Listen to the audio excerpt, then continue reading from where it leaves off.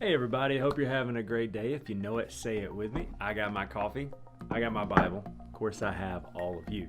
Today is a special day because it is a day we remember what happened at Pearl Harbor. A lot of people call it Pearl Harbor Remembrance Day, and as a student of history, it cannot be overstated the value of what happened at Pearl Harbor, of the lives that were lost, the tragedy, but then also that it stirred up the United States in such a way. It was just a powerful day to remember. And it reminds me of this picture I saw the other day of these couple of senior citizen old men that were they were there. They had on like their veteran hats, and they said, never forget that old man that's moving too slow at the grocery store is way cooler than you'll ever be. And I was thinking, yeah, some of these guys who served in wars and different things, they have seen so much. And so if you see, as best as you can and as safe as you can, if you see someone today and they look like, they got on the hat or whatever, man, throw a wave at them. Tell them you appreciate them. If you know anyone who is a veteran today, especially if they're older, man, tell them how much you appreciate them. And anyone, doesn't matter how old they are. Freedom is not free. People pay sometimes the ultimate price for us to have freedom. So we celebrate you today. Welcome to Matthew chapter number 22. I love this chapter because Jesus says something that is so amazing. And so I want to set the stage for you and then maybe bring you some hope today from God's word.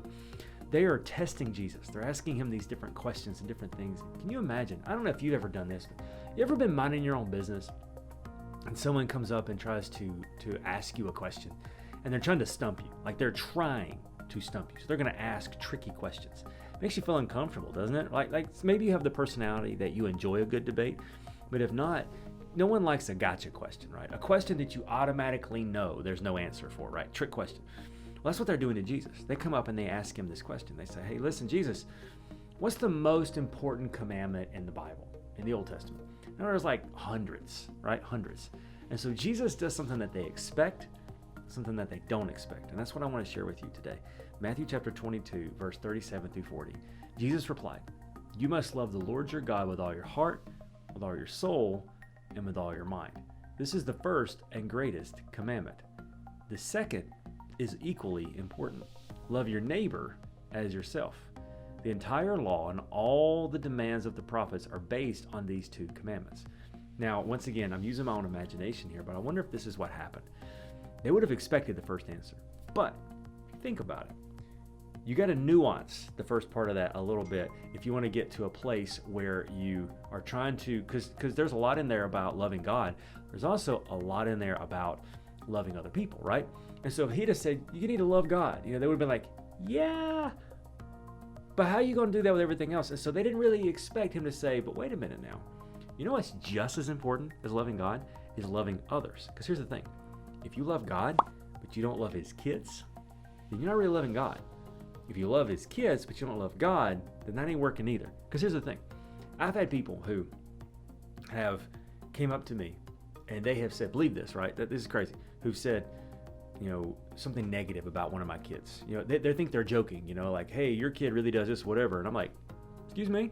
No, I don't mean it to be offensive. And I actually remember one time I called this guy on it. It's a friend of mine. I said, how am I not supposed to be offended that you just said something negative about one of my kids?